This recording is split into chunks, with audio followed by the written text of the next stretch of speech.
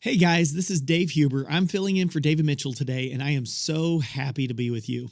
In today's video, you're going to learn the number one reason people fail at business, but I'm also going to show you 3 ways that you can avoid this failure. Let's get started. Why do most people fail at business? Is it poor money management? No competitive advantage? Maybe it's because the whole system is rigged by the haves against the have-nots.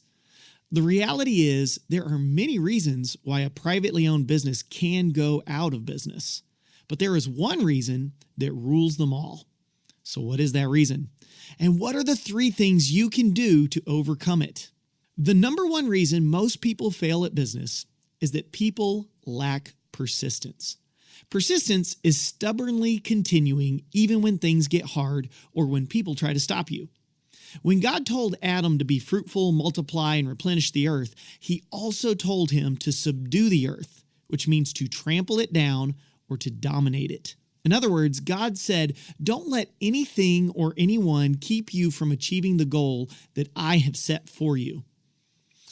That goal, by the way, had everything to do with business. He's telling Adam, I put you on this earth to be a highly productive person that adds value to the world around you, so don't let anything stop you. Is it deeper than that? Sure. But at face value, that's the command he gives.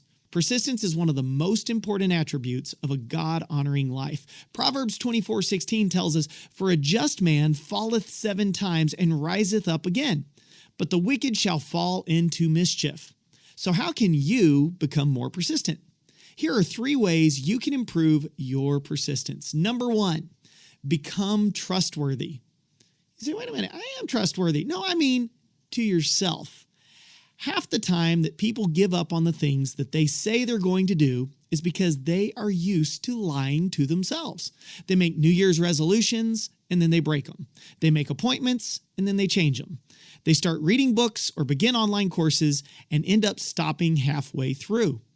They always have the best intentions and then there's no follow through. So they are literally lying to themselves that they will do what they say they will do. Well, that sounds like a lack of commitment, not a lack of persistence. But commitment is the starting point of persistence, which is why you need to make a covenant. A covenant is the best way to improve trustworthiness and therefore persistence, because a covenant is the ultimate form of commitment. So you need to make a covenant with yourself. Notice I did not say make a contract with yourself. That's because a covenant is different from a contract. Contracts are agreements based on distrust.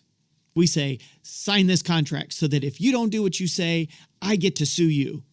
See, there's no trust there. That's why we make them sign a contract. This is why you should not make a contract with yourself. You need to be able to trust yourself.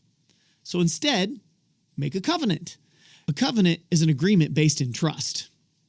God created the idea of the covenant. And when 2 men would enter into a covenant, they would always make a sacrifice. The sacrificial animal was a very sad sight to see. It was bloody, it was mutilated, and the 2 men would say to each other, if I don't keep my word, may I be like this dead animal. You see, in the covenant, both men were so committed, they would rather die than not keep their word. This resulted in massive persistence to ensure that their word was kept. If you want to be persistent, make a covenant with yourself. Practice keeping your word to yourself. But in order for this to work, know what it's going to take? It's going to take sacrifice. It's not easy to make sure that you show up when you say you will, or to finish what you started. You'll literally have to make some sacrifices. But let me tell you, when you begin to keep your word to yourself, you will begin to be way more persistent. If you want to avoid the number one reason people fail at business, increase your persistence by becoming trustworthy. That's the first thing you'll do. The second thing you can do to increase your persistence is to change losing into learning. I tell my kids, Hubers don't lose, we learn. And what I mean by that is that when something doesn't work for us or we experience failure, we have an opportunity to become something more. If we remind ourselves we are keeping our word to succeed at business, the first more that we will become is a person of integrity, trustworthy, because we won't allow ourselves to quit. But secondly, whatever caused us to have a loss or whatever mistake we made, it gives us an opportunity to learn something that could help us improve our next try. Proverbs 19:8 says, "He that getteth wisdom loveth his own soul. He that keepeth understanding shall find good." The word for getteth means to buy or to acquire at a cost. Sometimes the cost of learning wisdom is the failures we endure. So when we lose, we better learn. Otherwise, we're paying the cost without getting the benefit. Change losing into learning, and you just might find yourself making progress even when you fail. Tell me that won't encourage you to be more persistent. So that's the second way to increase your persistence. Change losing into learning. The third way to increase persistence comes from Isaiah 40:31. "But they that wait upon the Lord shall renew their strength. They shall mount up with wings as eagles. They shall run and not be weary. They shall walk and not faint."